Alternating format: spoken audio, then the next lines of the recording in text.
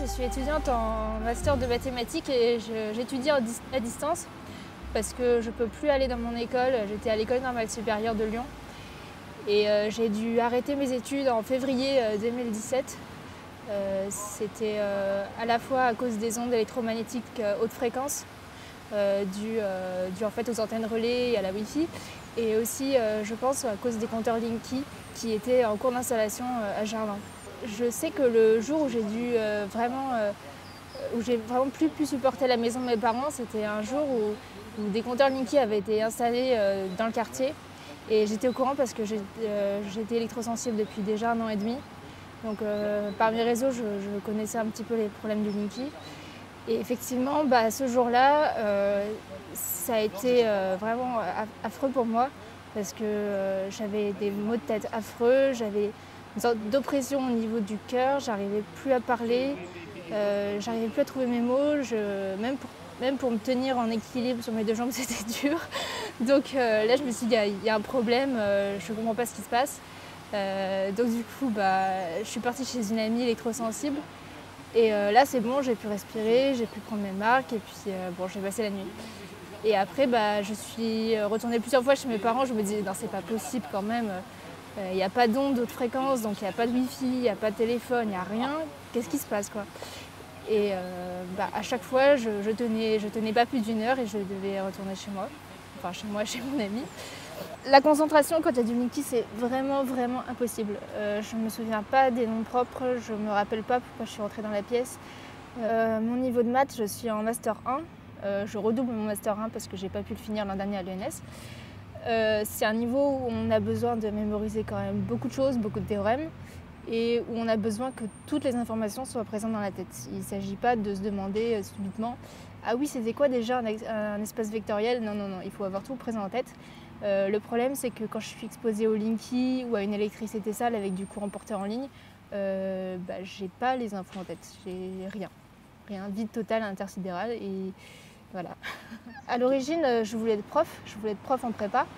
Là, je vois que je pourrais pas rentrer dans les salles de classe françaises, c'est juste impossible.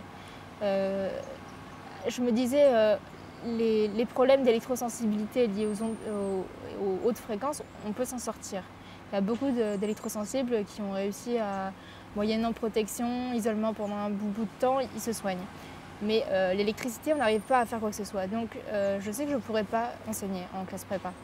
Donc là, je suis juste en train de me dire, tant pis, je vais faire de la recherche.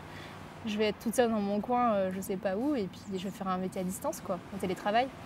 Je reste positive parce que je me suis un peu habituée et j'ai fait la part des choses. Mais en même temps, je sais qu'il faut qu'on arrive à dire à tout le monde qu'il y a un vrai problème là, et de plus en plus de gens qui deviennent électrosensibles à cause du Linky. Il faut faire quelque chose. Il y a des gens qui sont sensibles au Linky sans être sensibles aux autres fréquences.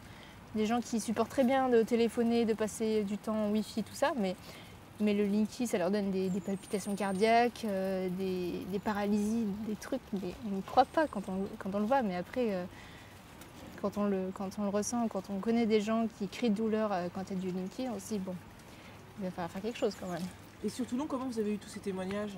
Alors, sur Toulon, on a des membres qui sont très actifs dans notre comité. Et c'est vrai qu'en fait, on a été sur une place très connue à Toulon, je crois que c'est la place du Mûrier.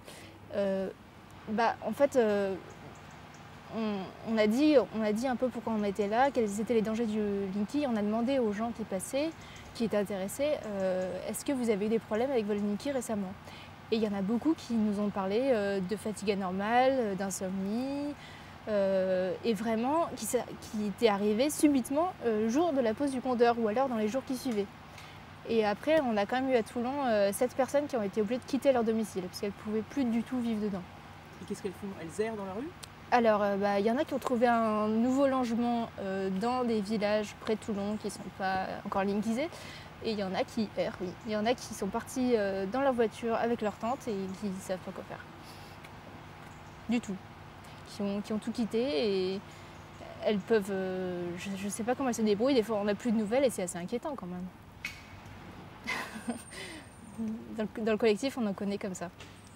Qui sont partis avec leur tante et dans leur voiture. Des femmes en plus. Génial.